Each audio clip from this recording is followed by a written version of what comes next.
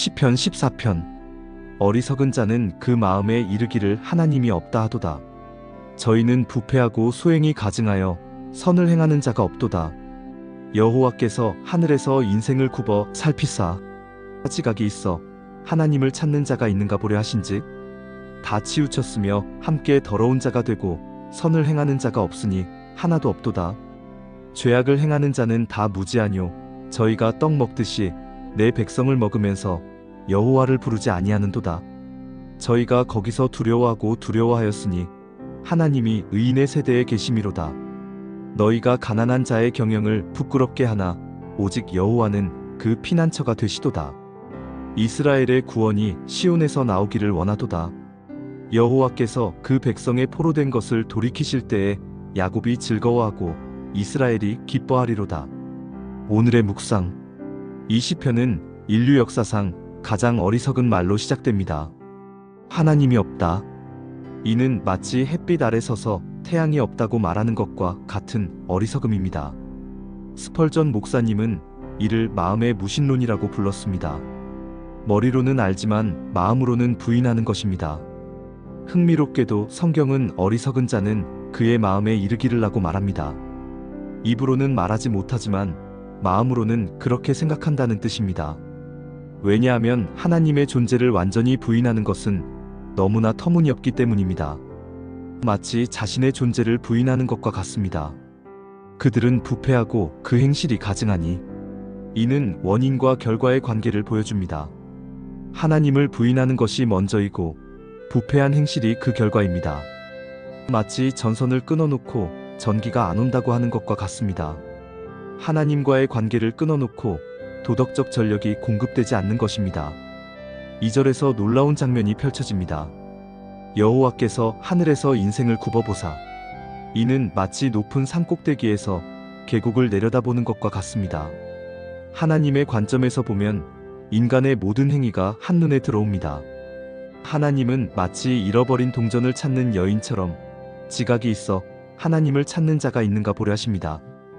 그런데 3절의 결과는 참으로 절망적입니다. 다 치우쳐 함께 더러워졌고 선을 행하는 자가 없으니 하나도 없도다. 이는 마치 전염병이 온 도시를 휩쓸어 건강한 사람이 하나도 남지 않은 것과 같습니다. 하나님의 현미경으로 인간의 마음을 들여다보니 모든 것이 오염되어 있었습니다. 치우쳤다는 말은 원래 길에서 벗어났다는 뜻입니다. 마치 나침반의 바늘이 자북을 가리키지 못하고 엉뚱한 방향을 가리키는 것과 같습니다. 인간의 도덕적 나침반이 완전히 고장난 것입니다. 4절에서 떡 먹듯이 내 백성을 먹으면서라는 표현이 특히 충격적입니다. 이는 마치 사자가 양을 잡아먹는 것처럼 자연스럽고 아무런 양심의 가책 없이 약한 자들을 괴롭힌다는 뜻입니다. 그들에게는 하나님의 백성을 해치는 것이 일상적인 식사와 같은 것입니다. 하지만 5절에서 극적인 반전이 일어납니다. 그러나 거기서 그들이 두려워하고 두려워하였으니 -2는 마치 어둠 속에서 횡포를 부리던 도둑이 갑자기 밝은 빛을 받은 것과 같습니다. 하나님의 임재 앞에서 그들의 거짓 용기는 순식간에 무너집니다. 하나님은 의인의 세대에 계심이로다. 이는 마치 어머니가 자녀들을 보호하는 것과 같습니다. 비록 의인이 소수일지라도 하나님은 그들과 함께 계십니다. 마치 어둠 속에서도 등불이 있으면 그 주위가 밝아지는 것처럼 하나님이 계신 곳에는 빛과 소망이 있습니다. 6절에서 가난한 자의 계획을 부끄럽게 하나는 것은 마치 약한 자가 세운 작은 계획조차 조롱하고 방해하는 것을 의미합니다. 하지만 하나님은 그런 가난한 자들의 피난처가 되십니다. 마치 폭풍우 속에서 작은 새가 바위 틈에 숨는 것과 같습니다. 마지막 7절은 소망의 노래입니다. 이스라엘의 구원이 시온에서 나오기를 원하도다.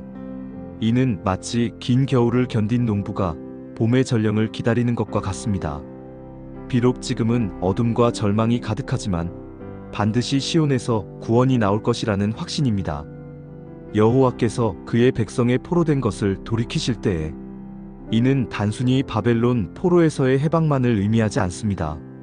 죄의 포로 상태에서 절망의 포로 상태에서 해방되는 것을 의미합니다. 마치 쇠사슬에 묶인 죄수가 자유의 몸이 되는 것과 같습니다. 그때 야곱이 즐거워하고 이스라엘이 기뻐하리로다. 이는 마치 오랫동안 헤어졌던 가족이 재회하는 기쁨과 같습니다. 하나님의 구원은 단순한 문제 해결이 아니라 관계의 회복이며 기쁨의 회복입니다. 오늘의 기도.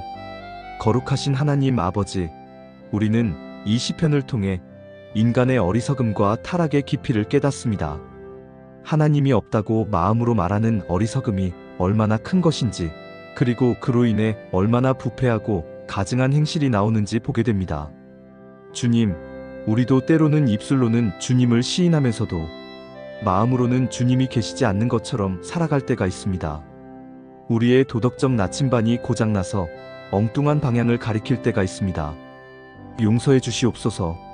하늘에서 굽어보시며 지각이 있어 하나님을 찾는 자가 있는가 살피시는 주님, 우리가 그런 자들이 되게 하소서.